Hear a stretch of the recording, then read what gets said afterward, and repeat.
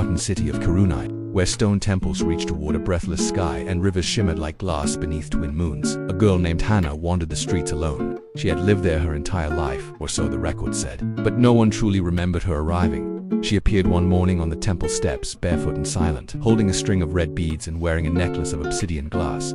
She looked no older than 5, no parents, no name on record, no birthmark of the Moon Queen, as every child in Karunai was expected to have. And yet, the priests took her in. Hannah never cried. She never asked questions. She watched the world with strange gold eyes that shimmered faintly, even in darkness. Whenever the bells rang during festival days, she stood at the highest tower, staring beyond the mountains, always waiting, always silent. They said she had dreams of fire, of cities crumbling, of a boy with eyes like obsidian flame. She never told anyone about them, but she wrote them in her journal, and buried the journal beneath the old bell tower, exactly where the priest told her never to go when she turned 16. Strange things began to happen. The skies flickered at random.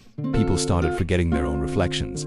Some days rivers flowed in reverse, and every dream Hannah had started to end the same way, with a voice calling her name and a single white feather floating through the dark. Then came the eclipse. The 2 moons turned black, one after the other. The sky glowed red like fire behind silk.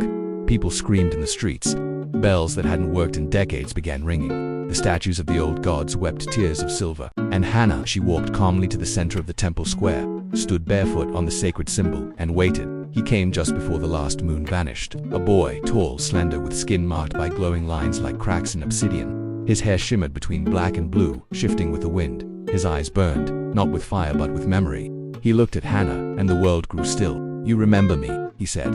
Hannah nodded. I waited. He stepped forward, holding out a single white feather. She took it. The ground split. Light poured from the cracks, not golden, not white, but violet, deep and alive. Shapes moved within, its symbols long forgotten. The world didn't shake, it sighed. And Hannah whispered, "I remember the pact." The boy closed his eyes. "Then you know what must happen." She did. In the age before stars, Karunai had been one of 3 cities, chosen to hold back the veil between worlds. The pact required 3 souls, one to seal, one to watch, and one to forget.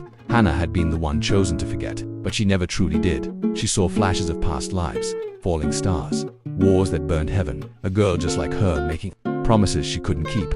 The boy before her had been the seal.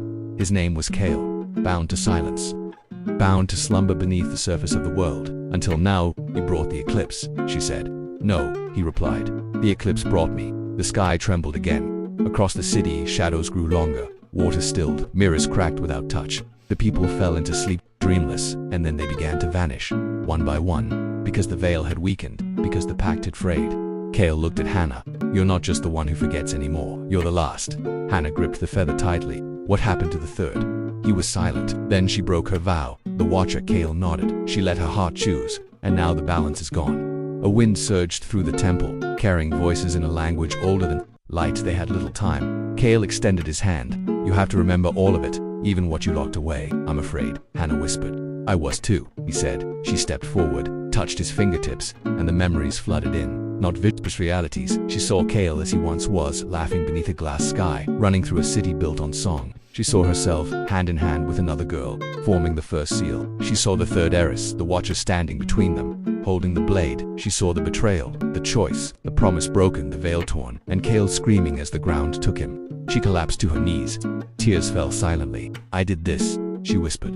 "We all did," Kale replied. A new voice joined them then, soft, familiar. "I never stopped watching," it said. From the shadows stepped Eris, unchanged, unaged. But her eyes had changed. They no longer shimmered with certainty, but with sorrow. "I tried to hold the line," she said. "But love makes traitors of us all." Kale stepped back. "You shouldn't be here," Eris nodded. "I know, but if this is the end, I wanted to see you both again." Hannah stood slowly. "No," she said. "This isn't the end." The temple shook. Light exploded from the cracks below. The sky split, and from the breach, a great shadow emerged, shifting, endless, made of every forgotten word and broken vow, the true force behind the veil. Kale and Eris raised their hands, forming the old symbols, but they weren't enough. They needed the 3rd. Hannah, she stepped between them, raising the feather. It burst into flame. The fire wrapped around her arms, her chest, her heart. She didn't scream, she remembered.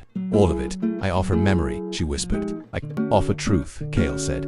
"I offer time," Eris added. The sky answered. The seal formed, a triangle of light, burning with violet flame. The breach shrieked, but it closed, not violently but like a song ending. Silence followed. Then stars returned to the sky. All 3 moons, normal, peaceful, Karanai awoke. Children laughed. Bells stopped ringing. The statues smiled. But the 3 were gone, their names forgotten, their pact complete. Yet once a year, when the eclipse returns, a feather floats through the wind. And if you stand at the old temple steps and listen closely, you'll hear a voice say, "Remember me."